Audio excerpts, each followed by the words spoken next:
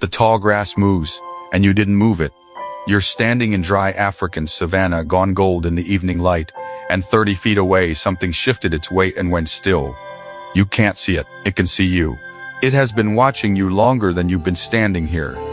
Your body already knows. The hair on your arms lifts, your mouth goes dry, your heart slams before your mind has caught up to why that reaction is older than language. Older than fire itself, it is the oldest thing you own. For most of the time humans have existed, this was not a nightmare. It was an ordinary evening. For millions of years, your ancestors woke up inside a world built around one quiet fact. They were meat. You would not last a day out here. Not the you reading this with soft hands and good posture and a phone in your pocket, but the small, slow, clawless ape you come from lasted. Generation after generation, in one of the most predator-dense landscapes the planet has ever grown. By the end of this, you'll understand why one particular hour of the day killed more of your ancestors than any lion ever did. And you'll understand the single trait that finally turned the hunted into the hunter. A trait you'd call a flaw if you caught sight of it in the mirror this morning. Start with what you're working with. Be honest about it. You have no claws. Your fingernails split on a cardboard box. You have no real fangs. Your canine teeth are so blunt, a dentist has to go looking for them. You can't sprint. Not really. Your top speed, if you are a world-class athlete on the best day of your life, is around 28 miles an hour for a few seconds. A lion does 50, a hyena does 40, and holds it for miles. Nothing out here that wants you is worried about a foot race, and your senses are almost an insult. As the light drops, your eyes quit on you.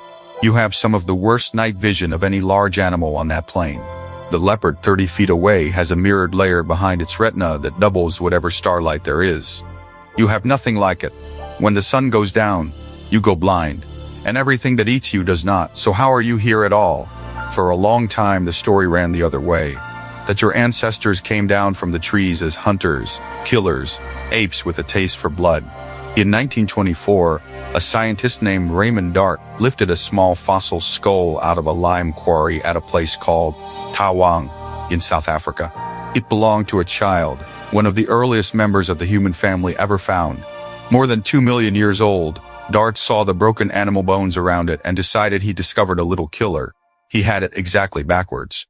Decades later, the paleanthropologist Lee Berger looked again at that same child's skull, at the punctures in the eye sockets, at the pattern of damage to the bone, and he matched it to something specific: talons. The Taung child had been taken by a large eagle. The same way an eagle takes a monkey, snatched up and carried off and eaten. One of your earliest ancestors, barely more than a toddler, ended its life as a bird's meal.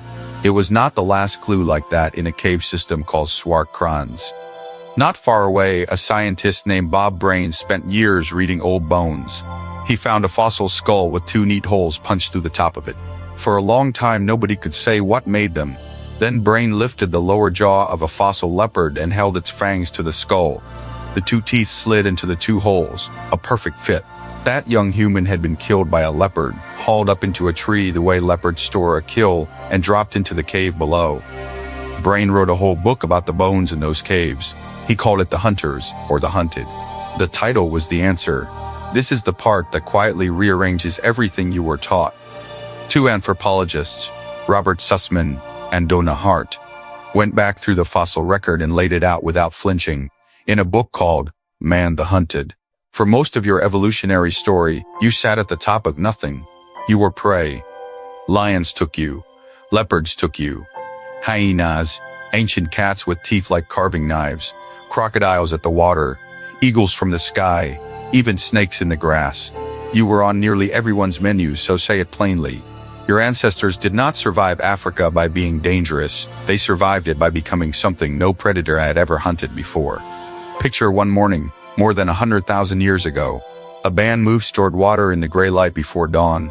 An old man walks in front reading the ground bent grass and a broken stem, telling him what passed in the night and how long ago. A woman carries a child on one hip and a digging stick in her free hand. 2 young men drift out to the flanks, stones already in their fists. Nobody gives an order. Everyone knows the shape of it. They have done this 10,000 mornings. This is not a cluster of frightened animals. This is one organism with 60 eyes, and it is very hard to eat. That is the first move, and it isn't a weapon, it's each other. One ape alone in that grass is a meal, but your ancestors almost never traveled alone. They moved in bands. 20-30 pairs of eyes, ears turned every direction, someone always scanning while the others dug or drank or rested.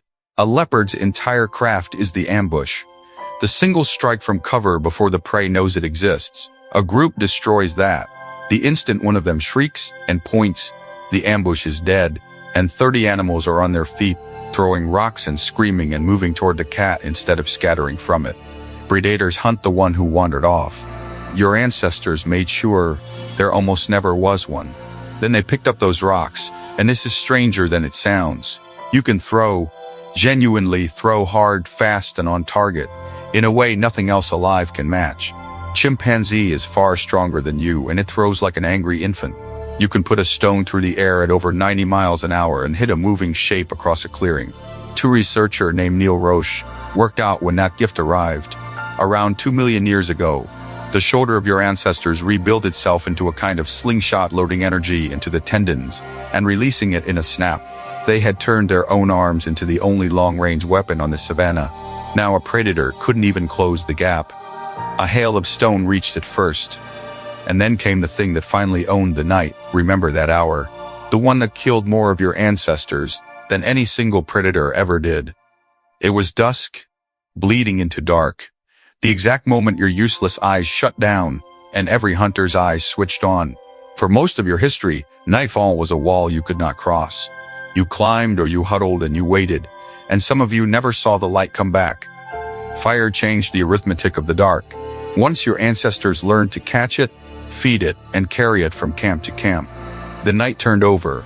The biologist Richard Wrang argues that fire remade your ancestors from the inside out, that cooking on it released the energy to grow the big greedy brain you carry right now.